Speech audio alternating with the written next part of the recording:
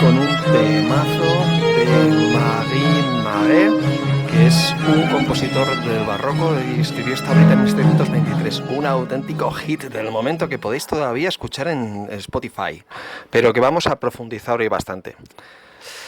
Bien, si entendemos esta palabra, barroco es un término que todavía se sigue utilizando hoy, ¿no? En el mundo del diseño, en el mundo de la moda, es muy fácil, pues, entender como un vestido demasiado barroco, una fachada, un diseño que tiene esas características, ¿no? Esa palabra, y entonces tenemos que buscar un poquito qué hay por detrás de todo eso, ¿no? Y de dónde viene. El término barroco procede, el movimiento del barroco es propio de finales del XVI y del XVII, fundamentalmente se prolonga incluso en el siglo XVIII, y si queremos un sinónimo muy sencillo, el que primero nos viene a la mente es la decoración, ¿no? Ostentación, exceso de decoración, y lo tenemos aquí, por ejemplo, en una de las primeras obras que se construyen del barroco, que es un clásico, que es el baldaquino de San Pedro en Roma por Bernini. Esto lo tenéis dentro de la iglesia del Vaticano, ¿no? Y si os dais cuenta, pues es ese exceso de decoración por todas partes, con dorados, con columnas que aquí se llaman columnas salomónicas, retorcidas, y que está todo rodeado de lo mismo, de una decoración continua, permanente, que abarca absolutamente todo el espacio que podemos ver, ¿no? Lo que decíamos o lo que ya habéis escuchado de ese horror al vacío por parte de esta época, de este movimiento. Y no solamente en el campo religioso, en el papado, sino también en las grandes cortes europeas del momento, como la de Luis XIV, ¿no? El Palacio de Versalles, la Galería de los Espejos, en el que aquí la decoración se concentra sobre todo en el interior del edificio, ¿no? Y que demuestra ostentación y sobre todo poder aquí del rey absoluto. Y lo podemos ver en muchos más edificios, la Fontana de Trevi en Roma, ¿no? Como un edificio público. Lo podemos ver en la escultura, ¿no? Con Bernini también, en el que aquí ya no hablamos de ornamentación, hablamos de dramatismo, hablamos fundamentalmente de movimiento, ¿no? O en España con las esculturas de Salcillo, en el que buscamos fundamentalmente el sentimiento y el dramatismo de los personajes que se representan. O en Gregorio Hernández, por ejemplo, ¿no?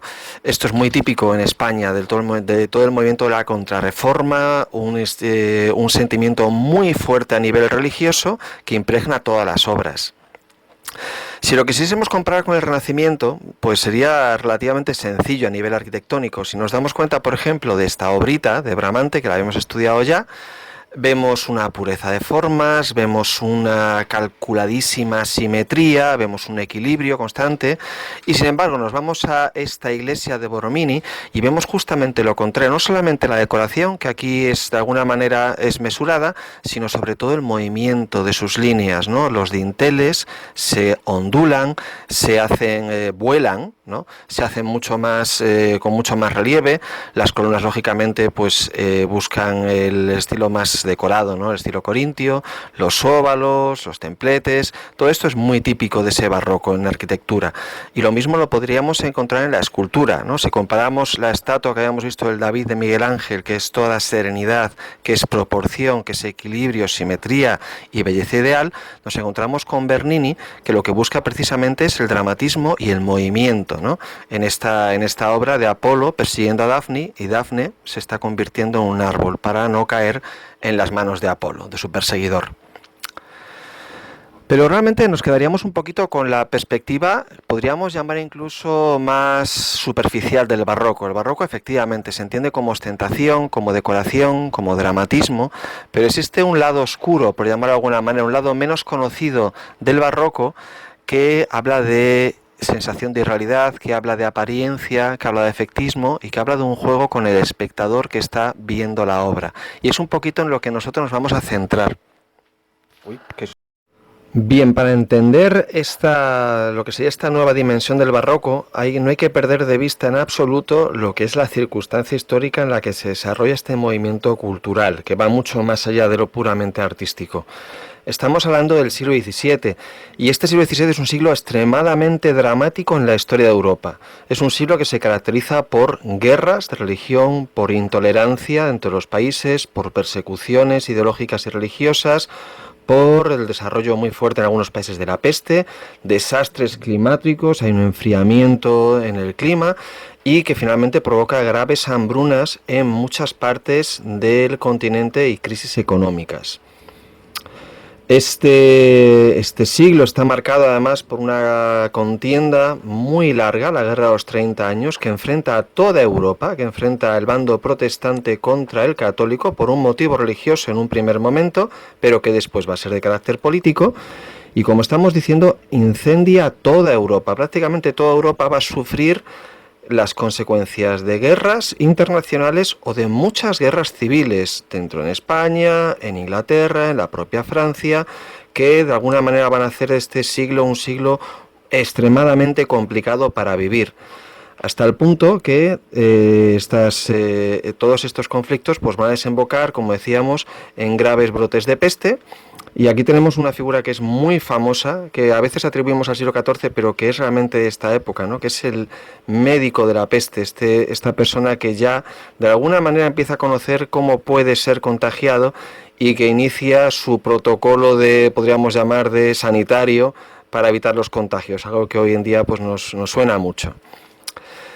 Esta situación hizo que algunos de los filósofos de la época, uno de los más importantes, Thomas Hobbes, fuese extremadamente pesimista con la interpretación que tenemos del propio ser humano. Y de esta manera, pues él recoge una cita de latina cuando habla de el hombre es un lobo para el hombre es un ser codicioso, es un ser egoísta que solo busca su propio beneficio y que lo va a hacer a expensas de los demás.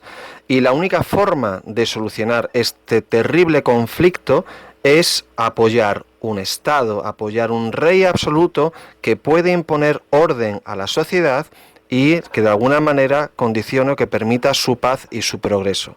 Por eso la monarquía absoluta se establece con mucha fuerza en el siglo XVII en toda Europa, con el ejemplo, por ejemplo, típico de Luis XIV, pero que realmente se reproduce en muchos de los países europeos. Bien, consecuencia de esta crisis tan dramática y tan profunda, nos encontramos con que hay una respuesta cultural que aparentemente es muy distinta, pero que obedece al mismo contexto histórico. Tenemos, por un lado, una revolución científica que arranca el siglo XVI y un pensamiento racionalista en el campo de la filosofía, que van a ser los padres de la ciencia moderna, y en un sentido radicalmente opuesto, todo lo que es el fenómeno artístico, literario y pictórico del barroco.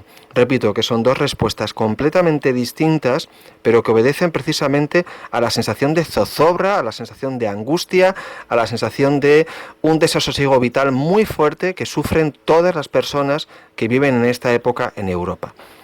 Y vamos a empezar con esa revolución científica, muy brevemente, esa visión del racionalismo.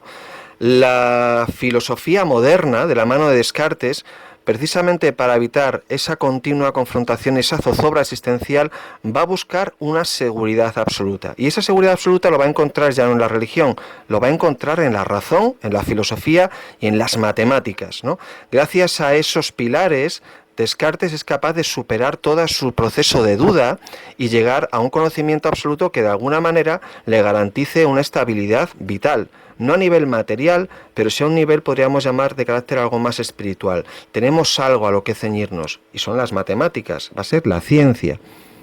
Esto en el campo de la propia investigación científica viene un poquito de antes, ¿no? Ya arranca el siglo XVI y el Renacimiento. Hay un cuestionamiento de la autoridad, hay un cuestionamiento de todo lo que nos decía tanto la Biblia como la tradición de Aristóteles. Y aquí tenemos una cita de un filósofo que se llama Francis Bacon y que nos dice que la verdad es la hija del tiempo y no de la autoridad pasada. Y esa verdad es una verdad que tiene que ser comprobada, que tiene que ser verificada. ¿Cómo lo conseguimos? A través de un nuevo método científico, un método que va a ir desarrollando muy poco a poco gente como Copérnico, Kepler, Galileo o Newton, que nos va a llevar a una nueva remodelación completa y absoluta de la ciencia y de la física. Porque esta idea, la idea del heliocentrismo que hoy es tan típica, era considerada únicamente una hipótesis en el siglo XVI. Una hipótesis que quizás se podría comprobar algún día, pero que hacía funcionar al universo mejor.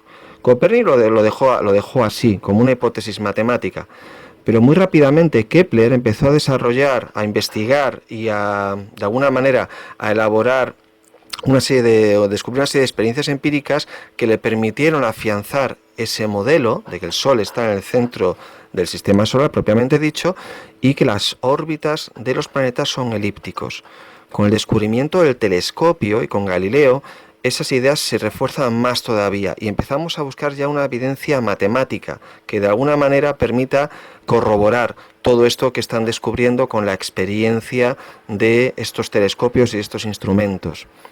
Desgraciadamente Galileo de alguna manera va a vivir demasiado temprano y la Inquisición, la Iglesia, que es muy poderosa en Italia, le va a condenar a prisión. Básicamente porque Galileo decía que la Tierra giraba alrededor del Sol. Pero es que la Biblia, el libro de Josué, nos dice, según decían los inquisidores, no, es que Josué ordenó al Sol que se detuviese y el Sol se paró. Y por lo tanto, si la Biblia dice que el Sol se mueve, Galileo no es nadie para ir contra la autoridad de la Biblia. Bien, estas cosas, pues era lo que sucedía en el siglo XVII, pero al final del siglo, este señor Newton dio ya con la clave matemática para entender por qué existe ese movimiento en el mundo de la física, con las tres leyes del movimiento y con su teoría de la gravedad.